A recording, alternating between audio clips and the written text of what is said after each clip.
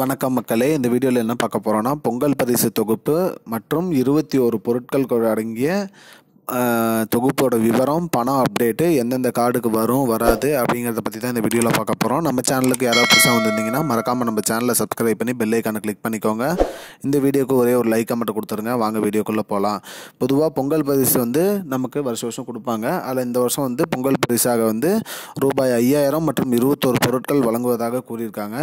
இதற்கான அப்டேட்டு மற்றும் டோக்கன் வழங்கும் தேதி முதலானது அறிவிச்சிருக்காங்க. அது என்ன அப்படிங்கிறத இப்போ பார்ப்போம்.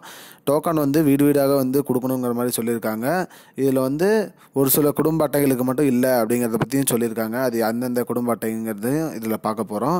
கூடுதலாக யார் யாருக்கு அமௌண்ட் வரும், யார் யாருக்கு வராதுங்கிறத பற்றியும் இதில் தெரிஞ்சுக்க போகிறோம். மேலும் 3 விதமான அப்டேட் இருக்குது. அது என்ன அப்படிங்கிறத பார்த்திங்கன்னா, ஃபஸ்ட்டு அப்டேட் என்னென்ன பொருட்கள் கொடுக்குறாங்க அப்படிங்கிறது தான் ஃபஸ்ட்டு அப்டேட்டு. அதில் பார்த்திங்கன்னா நமக்கு பச்சரிசி, வெல்லம், முந்திரி, திராட்சை, ஏலக்காய், மஞ்சத்தூள், மிளகாய்த்தூள், பாசிப்பருப்பு, நெய், சீரகம், கடுகு, மிளகு, புளி, கடலைப்பருப்பு, உளுத்தம்பருப்பு, ரவை, மைதா, மல்லித்தூள், கோதுமை, உப்பு போன்ற பொருட்கள்லாம் வழங்குறாங்க.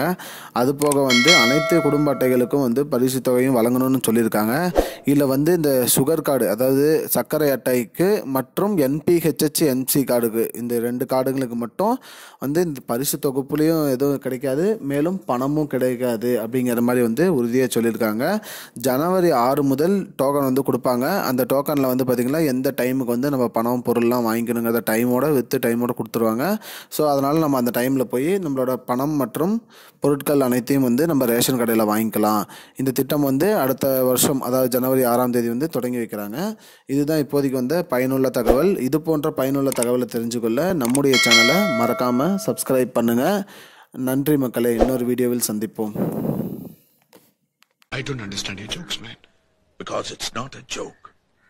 முன்ன பின்ன தெரியாத ஒரு பையனுக்காக விடுற அந்த மனசு இருக்க, அதான் கடவுள்.